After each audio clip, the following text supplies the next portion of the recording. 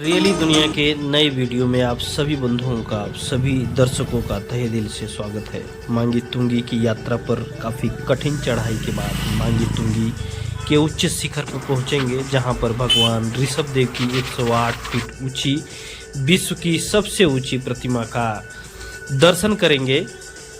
ऊपर जाने के लिए दो रास्ते हैं, एक रास्ता सीढ़ी के जरिए जाता है और एक रास्ता गाड़ी से होकर जाता है। गाड़ी से होकर जाने वाले रास्ते को हम चुनेंगे जो आसान है और चढ़ाई करने में भी थोड़ा सा मदद मिलती है, जिसमें 200 रुपये का टिकट है। उन टिकट के माध्यम से हम ऋषभ देव का दर्शन करेंगे। भगवान ऋषभ देव की 108 फीट ऊंची मूर्ति का दर्शन करेंगे।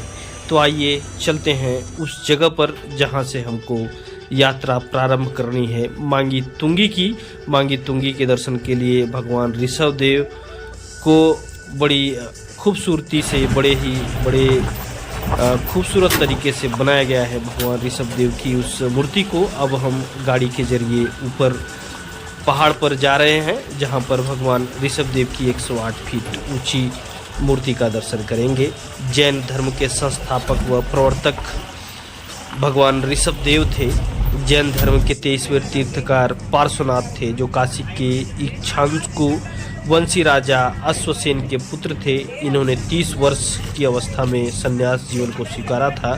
इनके द्वारा दी गई शिक्षा थी हिंसा न करना, सदा सत्य बोलना, चोरी न करना तथा संपत्ति न रखना। इस तरह से जैन धर्म के महान संत ऋषभ देव के उन वचनों की शुरुआत होती है। अब हम भगवान ऋषभ देव के उस 108 फीट ऊंची मूर्ति के पास हैं, जहां पर भगवान ऋषभ देव की 108 मूर्ति का हम दर्शन करेंगे। इसके साथ महावीर स्वामी जैन धर्म के 24वें व अंतिम तीर्थकार हुए। महावीर स्वामी का जन्म 540 ईसा पूर्व में कुंडग्राम वैशाली में हुआ था। इनके पिता सिद्धार्थ ज्ञानतृक कुल के सरदार थे और माता त्रिशला लिच्छवी राजा चेतक की बहन थी। महावीर की पत्नी का नाम यशोदा और पुत्री का नाम अनुजा प्रियदर्शनी था। महावीर के बचपन का नाम वर्धमान था। इन्होंने 30 वर्ष की उम्र में माता पिता की मृत्यु के बाद अपने बड़े भाई नंदीवर्धन से अनुमति लेकर संन्यास जीवन को स्वीकारा था। 12 वर्षों की कठिन तपस्या के बाद महावीर को जृंभिक के समीप ऋजुपालिका नदी के तट पर साल वृक्ष के नीचे तपस्या करते हुए संपूर्ण ज्ञान का बोध हुआ। इसी समय से महावीर जीन अर्थात विजेता कहलाए, अरिहत पूज्य रहे और निग्रंथ बंधनहीन कहलाए। महावीर ने अपना उपदेश प्राकृत अर्धमागधी भाषा में दिया था। महावीर के अनुयायियों को मूलतः निग्रंथ कहा जाता है। महावीर के कुल अनुयायी उनके दामाद प्रियदर्शनी के पति जामिल बने थे और इस तरह से भगवान ऋषभ देव की मूर्ति के साथ साथ महावीर स्वामी की भी कुछ यादें जुड़ी हुई हैं और इस तरह से हम भगवान ऋषभ देव का दर्शन कर रहे हैं। प्रथम जैन भिक्षुणी नरेश दत्तिवाहन की पुत्री चंपा थी। महावीर ने अपने शिष्यों को 11 गणधरों में विभाजित किया था। आर्य सुधर्मा अकेला ऐसा गंधर्व था जो महावीर की मृत्यु के बाद भी जीवित रहा और जो जैन धर्म का प्रथम मुख्य उपदेशक बना। 2 जैन तीर्थकारों ऋषभ देव एवं अरिष्टनेमी के नामों का उल्लेख ऋग्वेद में भी मिलता है। अरिष्टनेमी को भगवान कृष्ण का निकट संबंधी माना जाता है। लगभग 300 ईसा पूर्व में मगध में 12 वर्षों का भीषण अकाल पड़ा, जिसके कारण भद्रबाहु अपने शिष्यों सहित कर्नाटक चले गए, किंतु कुछ अनुयायी स्थूलभद्र के साथ मगध में ही रुक गए। भद्रबाहु के वापस लौटने पर मगध के साधुओं से उनका गहरा मतभेद हो गया, जिसके कारण जैन धर्म 2 मतों में विभाजित हो गया। श्वेतांबर तथा दिगंबर संप्रदाय बट गए। स्थूलभद्र के शिष्य श्वेतांबर अर्थात श्वेत वस्त्र धारण करने वाले कहलाए तथा भद्रबाहु के शिष्य दिगंबर अर्थात नग्न रहने वाले कहलाए। इस तरह से जैन धर्म के त्रिरत्न भी हुए, सम्यक दर्शन, सम्यक ज्ञान और सम्यक आचरण।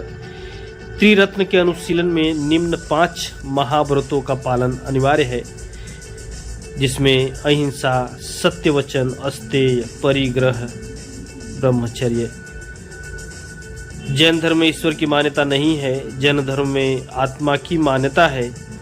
महावीर पुनर्जन्म तथा कर्मवाद में विश्वास करते हैं।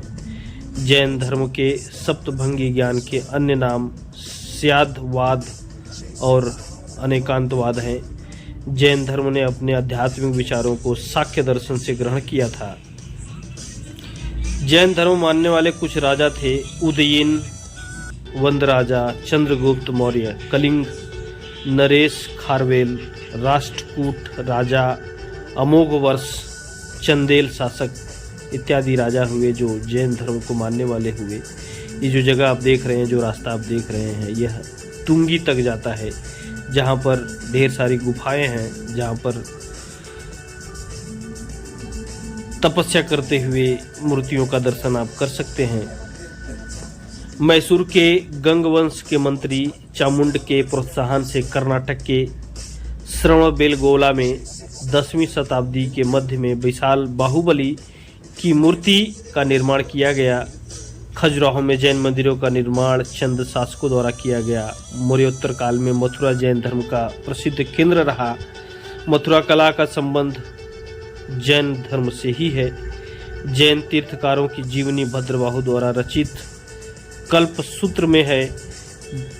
72 वर्ष की आयु में महावीर की मृत्यु 468 ईसा पूर्व में बिहार राज्य के पावापुरी में हो गई।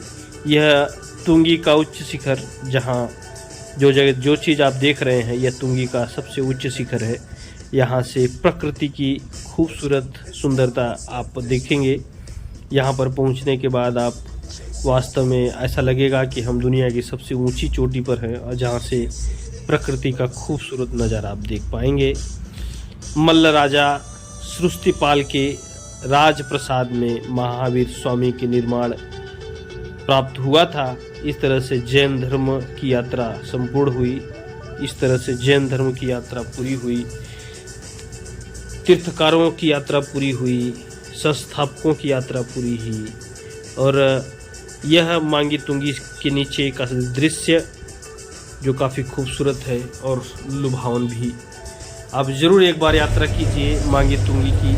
अब हम ऊपर से नीचे की तरफ, गाड़ी जो हमको लेकर ऊपर गई थी उसी गाड़ी के ज़रिए हम नीचे आएंगे। जाने के समय टिकट लगेगा, आने के समय उसी टिकट को आप दिखाएंगे और वो आपको नीचे लाकर छोड़ देंगे। इसके बाद आप अपने स्वयं के वाहन से अगर गए हैं तो वहाँ से अपने गंतव्य की तरफ निकलेंगे, नहीं तो और सवारी के जरिए आप निकल सकते हैं। काफ़ी कठिन डगर है। बेहतर होगा कि अगर आप अपने खुद के साधन से यहाँ पर जा रहे हैं तो ज़्यादा बेहतर होगा, नहीं तो तकलीफ़ें आपको झेलनी पड़ सकती हैं। और गाड़ी से उतरते हुए भी आप शहर की खूबसूरती को अच्छे से देखेंगे।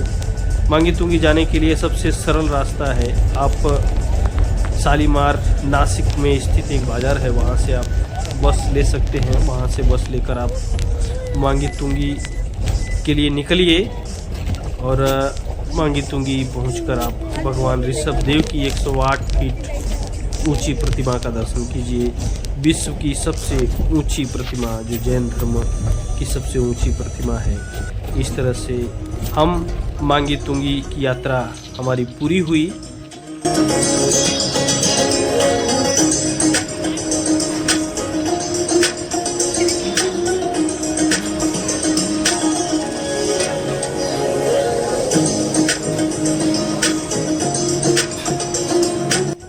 फिलहाल अभी तक के लिए इस वीडियो में इतना ही। फिर मिलेंगे एक नई यात्रा पर, एक नए मंदिर की यात्रा पर, एक नए दर्शन पर।